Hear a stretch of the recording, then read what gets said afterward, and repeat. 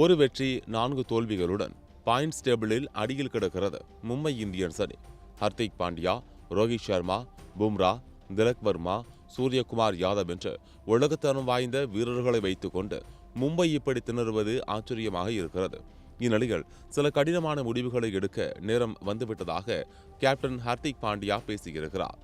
பஞ்சாப் அணியுடனான போட்டிக்கு பிறகு ஹர்திக் பேசுகையில், வெளிப்படையாக சொல்ல வேண்டுமானால் இப்போது பெரிதாக சொல்ல என்னிடம் ஒன்றுமில்லை. நாங்கள் மீண்டும் தொடக்கத்துக்கே சென்று எங்கே தவறு செய்திருக்கிறோம் என்பதை கவனிக்க வேண்டும். இந்த தவறு தனிநபர்களுடையதா, அணியின் தவறா அல்லது திட்டத்தில் தவறா என்பதை தெரிந்து கொண்டு அடுத்து என்ன செய்ய வேண்டும் என்பதில் கவனம் செலுத்த வேண்டும். மேலும் நாங்கள் சில கடினமான முடிவுகளை எடுத்தாக வேண்டுமா அல்லது இந்த நிலைமை மாறும் என்று நம்பிக்கொண்டு களத்தில் தொடர்ந்து ஆட வேண்டுமா என்பதை பார்க்க வேண்டும். இதற்கான பொறுப்பையும் நாம் ஏற்க வேண்டும். எதிரணியான பஞ்சாப் அணியை நிச்சயம் பாராட்ட வேண்டும். பந்து ரிவர்ஸ் ஸ்விங் ஆனது. இரண்டாம் இன்னிங்ஸின் போது பனிப்பொழிவு ஏற்பட்டதால் அவர்களுக்கு பேட்டிங் எளிதானது. இருந்தாலும் அவர்கள் எங்களை விட சிறப்பாக விளையாடினார்கள்.